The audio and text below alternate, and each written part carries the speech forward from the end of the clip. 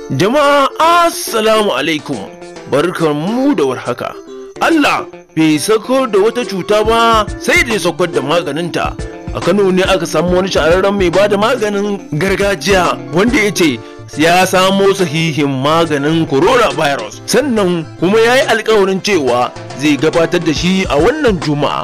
Waka a bakin mai ita ta fi daɗi.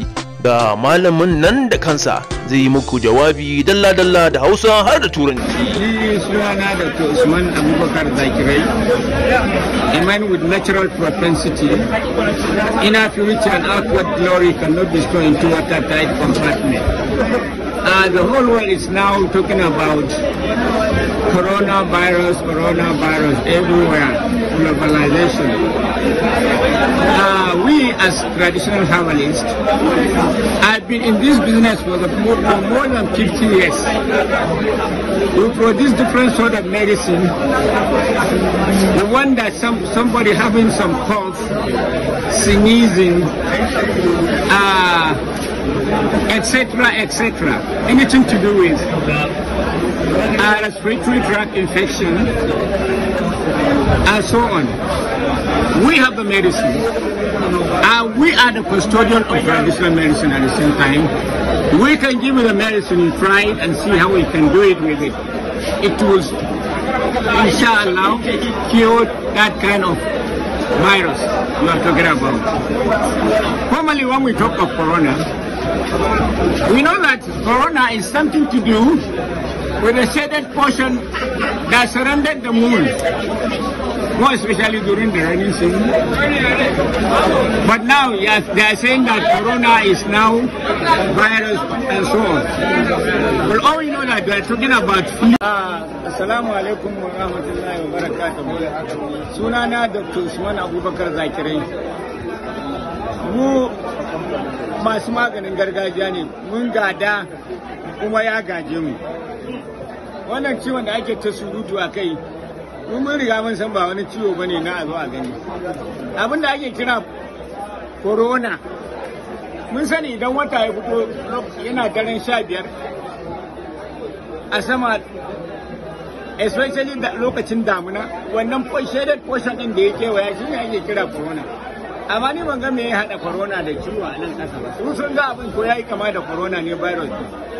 To don haka mun sha ba da magunguna irin na wannan tari da asma da pneumonia da atisha da ake yi, mun sha bayarwa ba wai ba mu sha, kuma duk wanda muka bayar billahi la ilaha illa huwa ko an shekara 10 ana yi za a zo a ce an gode an ji daɗin maganin.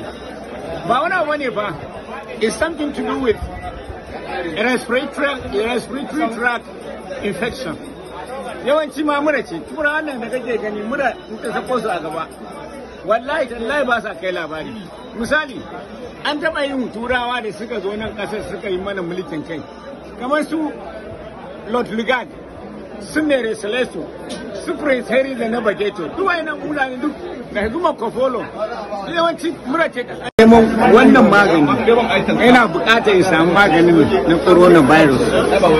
Ya tuntuɓe ni ta lamba ta waya ta 070 38 9696. The only living doctor shine dattijo mai shekaru 64 a duniya wanda aka yi gwagwarmaya da su. Shine ya ba mu labarin coronavirus da yanayin irin mutanen da take kamawa ta tasiri a jikinsu mai yawa.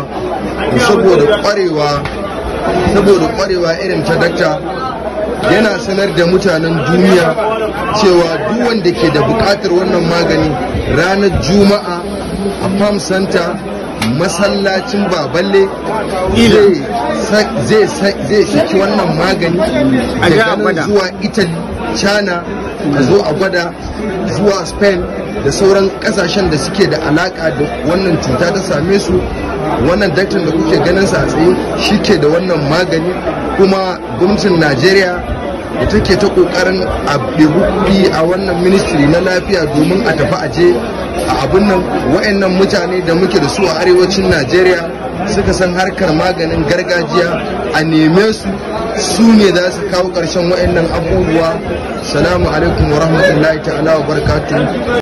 Jama'a kun ji dai, ubangiji Allah ya sa da gaske ne, Allah ya ba da sa'a. Dama dai abin da ake nema kenan. Victory Hausa TV tasha ne mai inganci. Manufar mu shine aqidar mu.